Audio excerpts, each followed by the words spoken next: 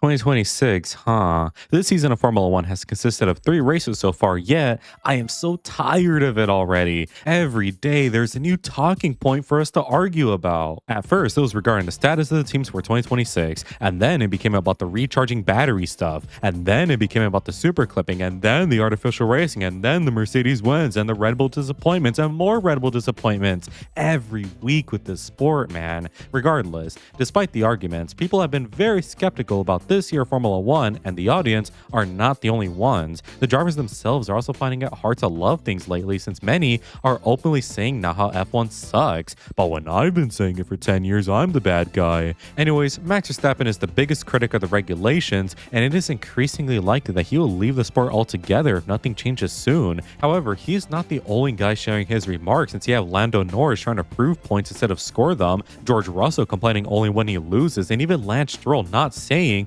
but doing something. Stroll, in Aston Martin's usual nature, took a page out of Red Bull's book, since he too is doing some GT racing adventure just like Max is. This is not only a bad look for the sport, but a terrible one, since if all your best drivers plus Lance Stroll are threatening to leave because of the poopy ass regs, then do something, for crying out loud. And hey, would you look at that? They did something. On April 9th, there were reports of a meeting between everybody in F1 on how to fix the sport. Proposed changes included adjusting the power split and clipping levels to alleviate all the grievances drivers and fans have regarding the new engines. There are many other proposed changes, of course, but basically, the sport is aware and desires the same thing as all of us, which is change. So now a dilemma arises. Do drivers want to stick around for 2027 and 2028 to see these proposed changes and see if they will better the sport? Or do drivers just say fuck it and leave, even if the regs do change things? Couple this with how many drivers' contracts are running out at the end of 2026, and guys, the driver market is looking mad delicious. So let's do what I do best.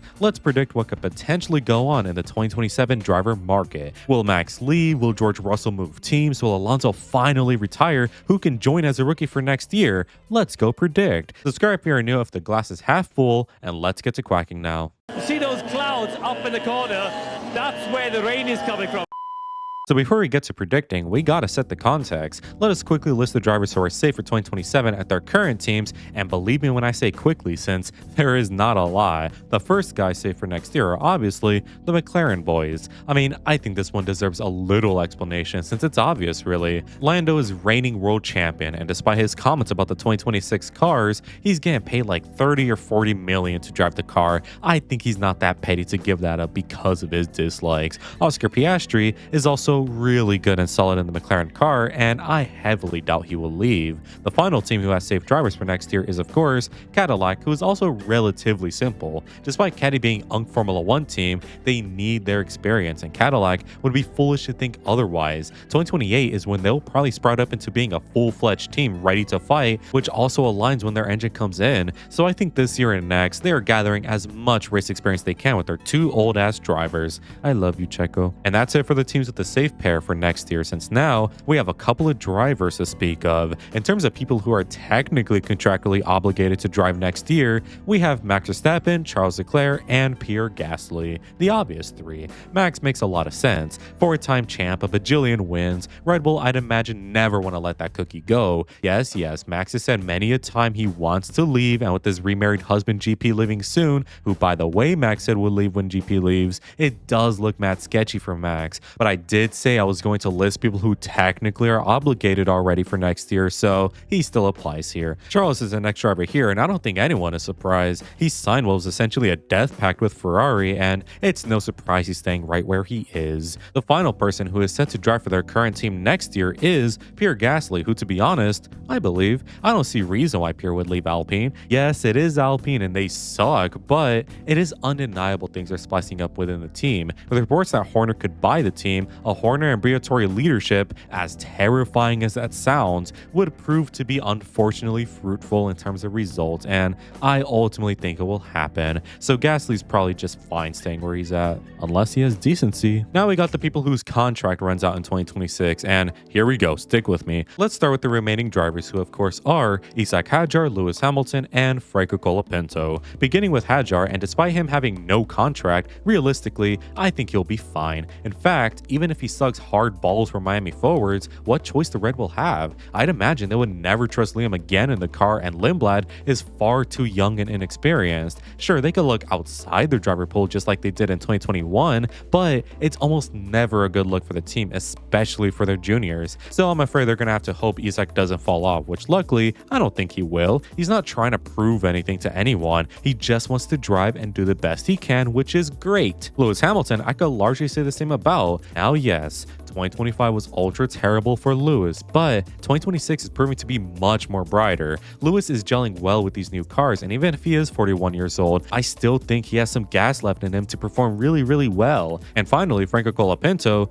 I wish I could say the same about the previous two. Franco joined in 2024 for 10 races with Williams, and he's seriously impressed. So when he was rehired to Alpine for 2025 for 18 races, we thought it would be more brilliant. Instead, it was just mistake after mistake, and 2026 so far isn't much better. Now, yes, he had a great race in China and it's just better this year, but we know Flavio Briatore is a man of performance. He could look at Gasly getting P7 in the car and think Franco's P11 is terrible and worthless and unsavable. I hope Franco can find more juice. We know he has, because I'm afraid his career is on the line. But now for everyone else on the grid, and let's start with Mercedes. They'll be fine. If one of the drivers leave Merc this year, it'll be because they left on their own accord. Mercedes would have to be so ridiculously stupid to fire either George or Kimi this year. Like, yeah, I don't know. I just don't see anything happening. As for Haas F1 team, now we're talking. First things first, unless some serious shit goes down at Ferrari, Ollie will likely stay for another year at Haas. Critically though, I'm not going to say he is 100% secure, since Ollie is now proving he is more than Haas's performance. By 2027, he should be way higher than what Haas is currently doing for him right now, so I could see a world where Ollie will probably not sign a multi-year deal at Haas. However, the main meat and potatoes in the team lies in Esteban Ocon. Ocon in 2025 was good, but Ollie was more impressive, and nothing is different this year so far. So couple this with how Esteban does tend to get into some dumb crashes, and let's say Haas have enough. Maybe they want to secure someone more consistent than Esteban and are willing to take that risk, which, make no mistake, dropping Ocon is a huge risk since Esteban is a good driver. It's not like he's terrible. He can score the team good points and qualify well, but it is clear it could be much better and more consistent. Anyways, next up is the Racing Bulls pair. Of course, with Max threatening to leave soon, Red Bull's future seriously need some planning now. You have Hadjar, who we already discussed, but Liam Lawson and Arvin Lindblad also exist. I expect that if one of them is to be dropped from the grid, they will never come back to the sport, so both drivers must perform at their highest level. Lindblad, of course, has more leeway considering his rookie status, but Liam doesn't have the same benefit. He seriously needs to step up his game, otherwise here it's over for him. Then there's Audi, of course. Audi have actually started super solid so far, considering they have a brand new PU in the car, their first one at that. You wouldn't be blamed for thinking they're the worst, but I don't know, maybe they are. Regardless, they are not that bad, that's for sure. So pair some decent aero and chassis work, and they do look mad good. Nico Hülkenberg and Gabby Bortoleto are their drivers, and if I'm being honest,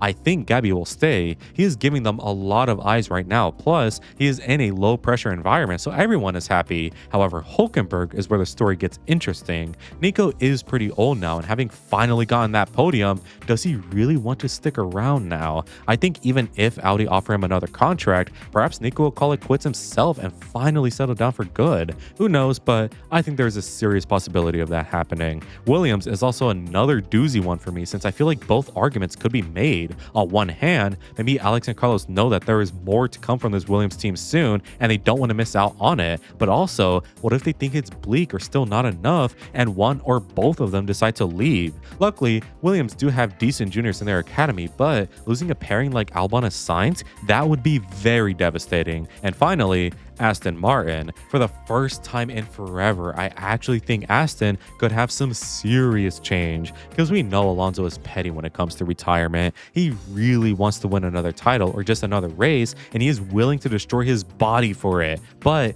he is turning 45 this year and just gave birth to his first child. Alonso famously refused to have a family and even date since it would affect his racing, but he's been dating for a while now with this newborn child. I think this is Fernando telling us he is done with F1. F1. After all, 2 titles and 32 wins is not a bad stat line at all, but it's Alonso for crying out loud. We know deep inside of him he wants to continue trying, so it's very hard to tell. And as for Lance Stroll, we know daddy seat this, daddy seat that, and I'm not denying that, but what if he is genuinely tired of F1? There were reports a couple years ago saying he wanted to leave F1 and do other things, so perhaps they were true after all. Lance Stroll doing some GT3 is not unlike of him. He used to do sports cars back then, so it's not like this means he's quitting F1, but the Aston team is so deep in the shit. Why would he want to spend more time there? His dad's a billionaire. He'll be fine without the F1 money, so maybe Lance has had enough. So after detailing every driver status regarding 2027, if some are to leave, which drivers not currently in F1 could replace them? I originally wanted to extensively talk about some drivers here, but I realized something. A lot of people have a good claim. So I'm just going to briefly mention some names here and why they have a good claim. Firstly, Nikola Solov, the current F2 leader. Now yes, it's been one race, but it does seem he has stepped up his game recently, and should his form continue, I think F1 is very realistic for him. Another driver from F2 is Rafael Kamada, who is signed to the Ferrari Drivers Academy and has such a good junior career so far. He is so clinical, so good. I don't think F2 will be a step down from him, which may catch the eye of Ferrari. Next, I have Ritomo Miyata for the simple fact that 1, he is getting much better knowledge on the European tracks and is actually competitive now, and 2, he is of course a Toyota driver. Who do Toyota have a partnership with? That's right, Haas. Next is Luke Browning, who has had some FP1 sessions already and looked pretty good for Williams. Williams really trusts him, plus he got the Max ties, and Max knows ball as we know. Finally, I got Alex Dunn.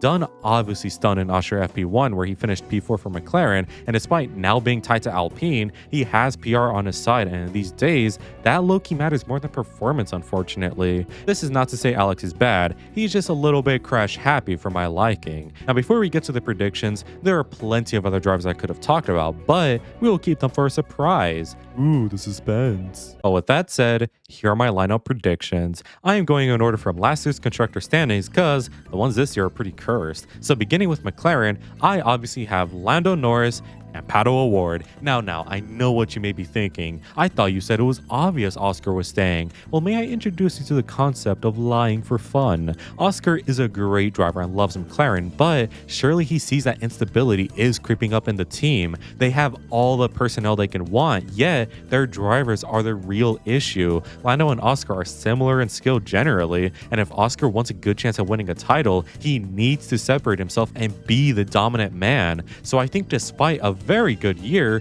he will leave the team. And to replace him, I think Pato makes sense. Pato has been so undyingly loyal to McLaren. He is their main driver in IndyCar who bags them results and their third driver for the F1 team. So I think Zach Brown will be fair and give the seat to Pato. Plus, if he doesn't, maybe Pato sues, and I really doubt McLaren want another lawsuit from a driver now. Next up is Mercedes, and no funny business, it's George and Kimi. Toto knows they're good. Yes, it's a bit of a McLaren problem with the 2 number 1s potentially, but Toto has played these games before, and I believe he will know how and when to discipline them. However, if it doesn't fix itself, hey, maybe the 2028 lineup will look a little bit different. Now for Red Bull, the big one. I think their drivers will be Isack Hadjar and Oscar Piastri. Hadjar is here because he's cool. Oscar, however, I think Piastri chooses this team over others because the opportunity is simply there. And if not 2027, then whenever the hell Max does leave the sport, since it just seems right. Oscar wants an environment where he could freely flex without worrying about team dynamics. Red Bull is perfect.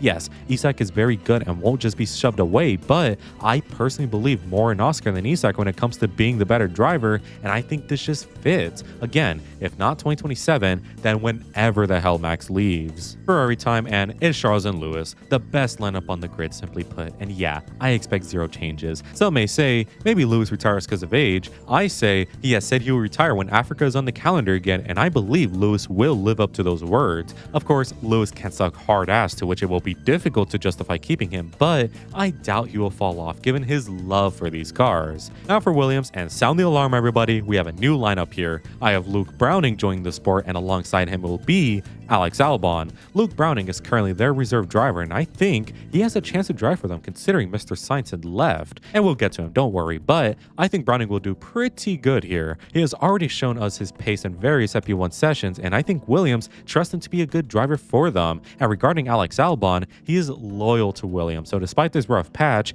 I think Alex will stick with them. Sound the alarms again, people. Racing Bull's lineup will be Arvid Lindblad and Nikola Solov. Lindblad is Red Bull's current toy, and I expect all the support in the world for him. Plus, he's real good. And I think Solov replaces a dropped Liam Lawson, since I do believe Nikola has found some extra element he needed to excel all the more. His racecraft is getting real clean now, which used to be a big problem of his, and pair that with good pace, I think he'll be decent enough to warrant his drive. But don't worry, Liam truthers. Sound the alarm. Aston Martin will have 2 new drivers in my boldest prediction yet. Liam Lawson will be one of them, and alongside him will be none other than Jack Crawford. Liam, I think, will be dropped by RB after Solov has a brilliant F2 season. However, Liam would have scored good points and had good performances, and after Fernando Alonso announces his retirement, I think Liam will be his replacement, as Aston just want a refresh. Liam is a good driver deserving of a chance, and I think the guys at Aston will trust that. Also partly because, well, there ain't other options, which leads to them hiring Jack Crawford, their reserve driver, after Lance announces his retirement as well.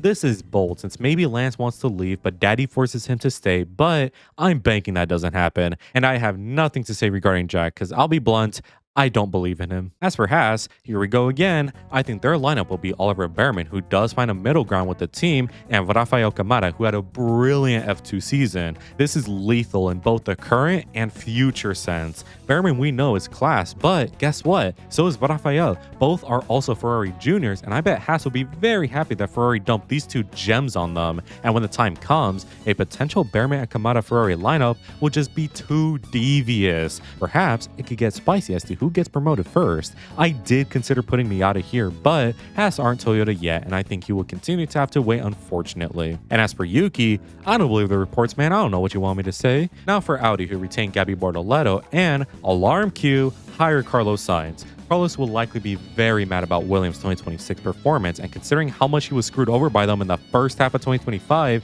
maybe Carlos says fuck it and goes with the other option from 2024. Binotto is the CEO of the team, so there's some past connections. Plus, Audi do have a good trajectory right now. I mean, they're better than Williams currently, so what does Sainz have left to lose? He is 32, may as well take a risk. Alpine time, people, cue the alarms. Pierre Gasly obviously stays, but his new teammate will be Alex Dunn. After Franco fails to consistently show performance at Alpine, Briatore's brilliant mind will obviously put another rookie in the car, and considering Horner may buy the team, guess who Horner was a fan of? I don't know how Dunn will do, I'll keep it real, so yeah, prayers up I guess. Moving on to the final team, and no alarms thankfully, Cadillac retained Checo and Bottas as they still want their experience. So to recap, in 2027, the driver lineups per team will consist of McLaren having Lando Norris and Pato O'Ward, Mercedes having George Russell and Kimi Antonelli, Red Bull having Oscar Piastri and Isaac Hadjar, Ferrari having Charles Leclerc and Lewis Hamilton, Williams having Alex Albon and Luke Browning,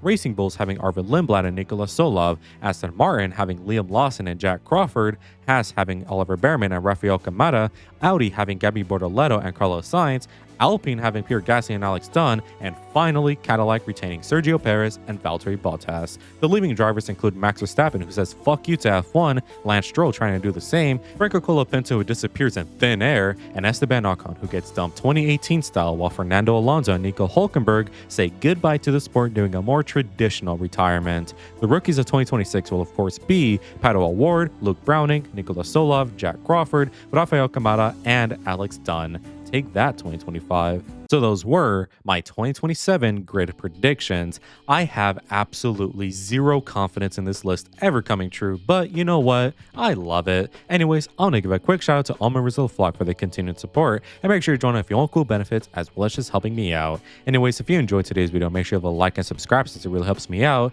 Make sure to let me know in the comments what you think of this, and as always, have an amazing day. Good weather for the duck.